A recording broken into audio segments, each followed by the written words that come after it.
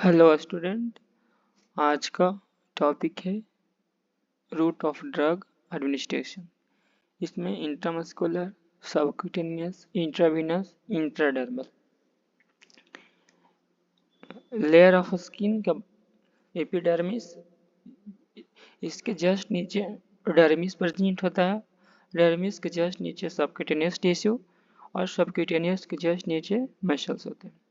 तो लेयर क्या क्या कहोगे? Epidermis layer, dermis layer, subcutaneous tissue, muscles और मसल्स के नीचे बोन प्रेजेंट होती है। इंट्रामस्कुलर, सुनने से ही पता चल रहा है इंट्रामस्कुलर यानी कि इंजेक्शन कहाँ पे इंजेक्ट कर रहे हैं? मसल्स में। सबक्यूटेनियस, इंजेक्शन कहाँ पे इंजेक्ट कर रहे हैं हम? सबक्यूटेनियस टिश्यू में। इंट्रावेनस कहाँ पे इंजेक्ट कर रहे हैं? देखिए वेन, जो भी ब्लड वेसल्स है उसको वेन में हम लोग इंजेक्ट कर रहे हैं नीडल, तो उसको बोलते हैं इंट्रावेनस। इंट्राडर्मल, जब हम लोग इंजेक्शन को एपिडर्मिस या डर्मिस लेयर में इंजेक्ट कर रहे हैं तो उसको हम लोग बोलते हैं इंट्राडर्मल लेयर। एंगल का बात किया जाए तो देखिए 90 degree, 45, 25, 10 to 15 degree. 5 right of medication administration. 5 right of medication administration कहने के मीनिंग है, अगर आप दवाई दे रहे हैं तो 5 रूल्स आपको पता होना चाहिए। Right patient, right medication, right dose, right route, right time. Right client यानी कि right patient, right medication, right dose, right route, right time. आपको 5 राइट्स, 5 राइट याद रखना। Before administration any type of medicine, it should be checked 3 times. Before administration any type of medicine, it should be checked 3 times. While taking medicine from the cupboard, while dissolving the medicine, just before the administration, administer the medicine to the client. Before administer any type of medicine, it should be checked 3 times. While taking medicine from cupboard, dissolving the medicine, just before the administer medicine to the client, मरीज को देने से पहले आप एक बार date of expiry और उसका root of root लिखा होता है उसको एक बार चेक करते हैं। Route of drug administration, enteral route, parenteral route, topical route. Enteral route में आपका oral route, sublingual route, rectal. Parenteral route IV, IM, subcutaneous, intramedullary, intrathecal, intraarticular, intraarterial, IP और inhalational. Topical route intradermal, transdermal और जो भी हम लोग skin के ऊपर अप्लाई करते हैं मेडिसिन उसी को टॉपिकल रूट कहते हैं। देखिए इसमें दिखाया गया है एंगल ऑफ इंजेक्शन। तो देखिए intramuscular 90 degree, subcutaneous 45 degree, intravenous 25 degree, intradermal 10 to 15 degree. Most common route of drug administration, oral route, most common route, convenient route और लिस्ट एक्सपेंसिव। सबसे ज़्यादा यूज होने वाला रूट ओरल रूट है और suitable है, किसी भी पेशेंट को इसमें दर्द नहीं होता इसलिए सुटेबल रूट है। एंड लिस्ट एक्सपेंसिव, इसमें किसी तरह का कोई भी एक्सपर्ट का जरूरत नहीं पड़ता इसलिए लिस्ट एक्सपेंसिव है। But slow observation and cause GI irritation, इसका डिसएडवांटेज है slow observation and cause GI irritation. इसमें एग्जांपल है tablet, capsule, pills, powder and liquid. Sustain release and enteric coated preparation should not be crushed और broken। इसमें enteric coated और sustain release medicine crush नहीं होते हैं और ख़राब नहीं होते हैं। Topical route apply to the skin और म्यूकस मेम्ब्रेन, जब मेडिसिन को हम लोग अप्लाई स्किन के ऊपर करते हैं तो उस रूट को टॉपिकल रूट कहते हैं। When medicine is applied to the skin is called topical route, like ointment, powder, antiseptic solution and ointment, semi solid और मिक्स्ड पेट्रोलियम जेली। देखिए ऑइंटमेंट का एग्जांपल है एक तरह से ऑइंटमेंट है बीटामिथासोन का, बेटनोबेटएन नाम से जाना जाता है। Inhalational route, rapid absorption through the respiratory tract, drug inhaled into airway through mouth and nose to produce local and systemic effect, like bronchodilator through metered-dose inhaler and nebulization। देखिए मीटर-डोज इनहेलर जब patient अपने सांस खींचकर, मतलब जब सांस जोर से लेता है, एयर इनहेल करता है, उसके द्वारा कोई भी मेडिसिन को ले रहा है, जैसे देखिए मीटर-डोज इनहेलर से ले रहा है, नहीं तो नेबुलाइजेशन से। जब कोई भी मेडिसिन को सांस नली के द्वारा ऑब्जर्व किया जाता है उसे इनहेलेशनल रूट कहा जाता है और रैपिड ऑब्जर्प्शन होता है इसमें, rapid absorption through respiratory tract. Intradermal root, volume small volume 0.01 to 0.1 ml, target site under epidermis like BCG, dose 0.05 ml, angle 10 to 15 degree, exact degree is 15 degree, syringe 1 ml, needle 26 to 27 gauge and 5/8 inch long. Insertion site, most used site include an inner aspect of forearm, posterior aspect of upper arm, upper anterior posterior aspect of chest wall.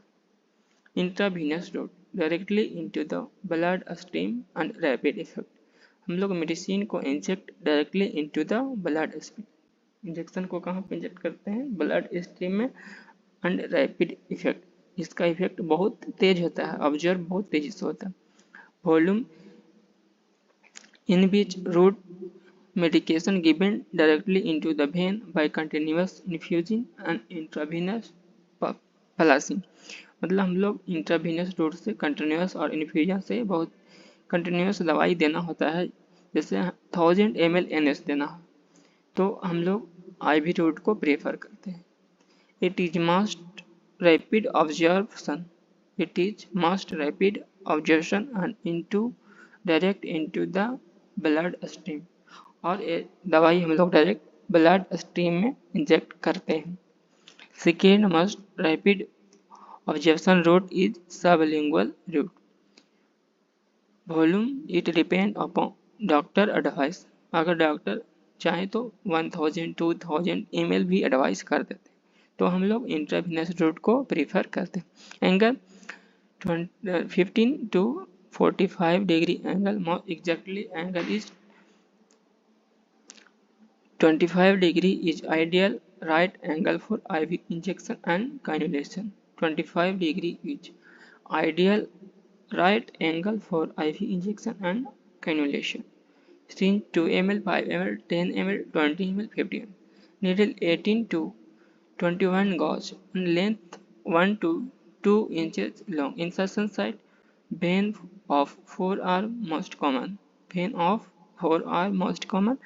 Hand and antecubital fossa, कहाँ कहाँ देते हैं, vein of forearm most common and hand, antecubital fossa में हम लोग injection लगाते हैं। Intramuscular injection is into the muscles tissue, injection into the muscles tissue and intermediate onset, इसका एक्शन इंटरमीडिएट होता है, न ज़्यादा तेज होता है न ज़्यादा स्लो होता है, धीरे धीरे एक्शन शो करते हैं। Volume 3 ml to 5 ml, maximum volume is 5 ml, target site into muscles depending on the site, angle 90 degree angle, if client is thin then 45 degree angle, syringe 5 ml or 3 ml, needle 21 to 23 gauge and 2 inch long, insertion site deltoid muscles, vastus lateralis muscles, vastus lateralis muscles of mid thigh,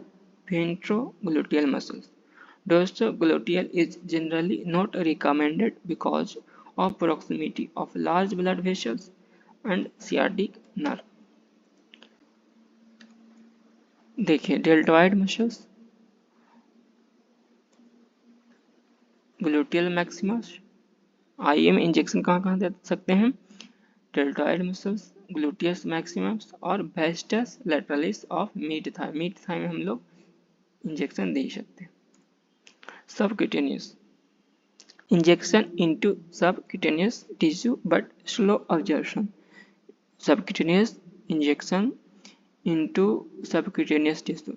कहाँ पे inject करते हैं? Subcutaneous tissue में, but slow absorption. In volume 0.522 ml like insulin and heparin injection. Target site into subcutaneous tissue just below the skin. Angle 45 degree for thin patient and 90 degree for obese patient. Syringe 1 to 3 ml needing 25 gauge to half inch long. Insertion site anterolateral aspect of thigh, anterior abdomen wall. Anterior abdomen wall ये subcutaneous tissue देने का, subcutaneous injection देने का site है anterior abdominal wall.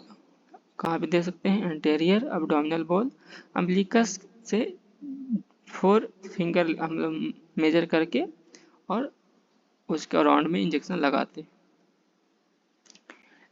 Intra arterial injection inject into artery is called intra-arterial injection like heparin during IBP monitoring.